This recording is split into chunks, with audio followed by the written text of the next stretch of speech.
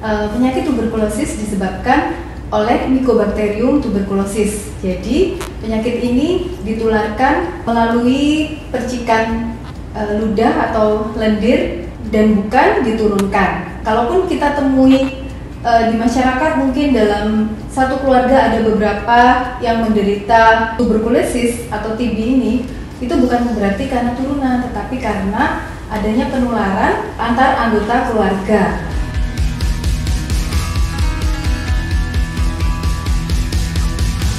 Mitos, batuk yang diderita oleh pasien tuberkulosis itu bukan karena guna-guna atau santet, tetapi karena kuman tuberkulosis itu menyerang organ pernafasan, dalam hal ini paru.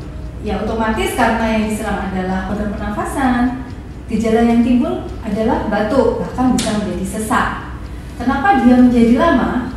Itu karena biasanya belum terobati.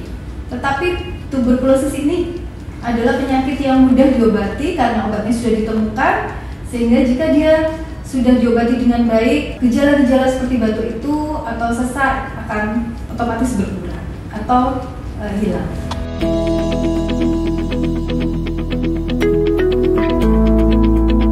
Mitos. Jadi tuberkulosis itu tidak hanya menyerang pada organ pernafasan atau paru-paru.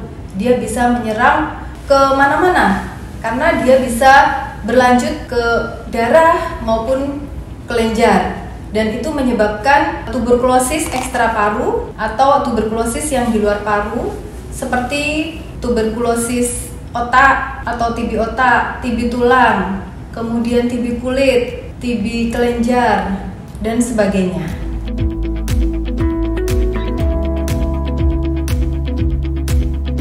Mitos, karena tuberkulosis disebabkan oleh Mycobacterium tuberculosa yang penularannya melalui droplet atau percikan dari air liur.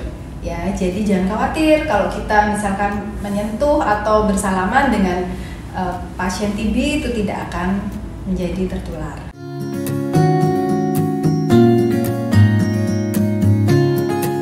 Mitos, karena tuberkulosis bisa sembuh asal diobati dengan baik dan teratur. Obatnya sendiri sudah bisa didapatkan dengan mudah di puskesmas dengan gratis.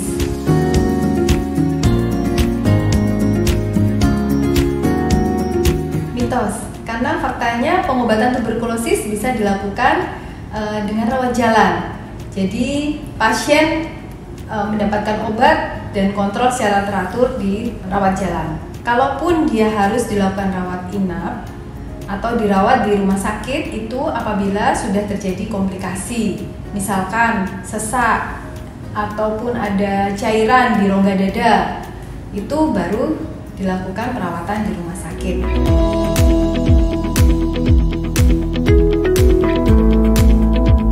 Seperti kita ketahui bahwa Indonesia merupakan negara kedua terbanyak penderita TB di dunia.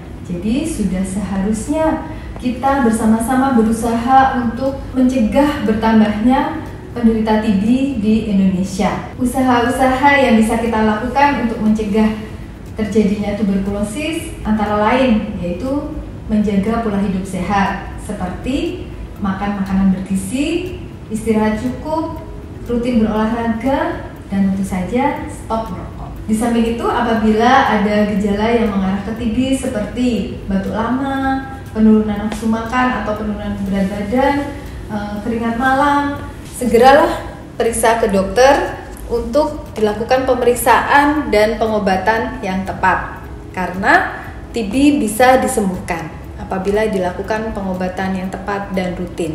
Selamat Hari Tuberkulosis Sedunia. Tetap jaga kesehatan untuk mewujudkan Surabaya yang sehat.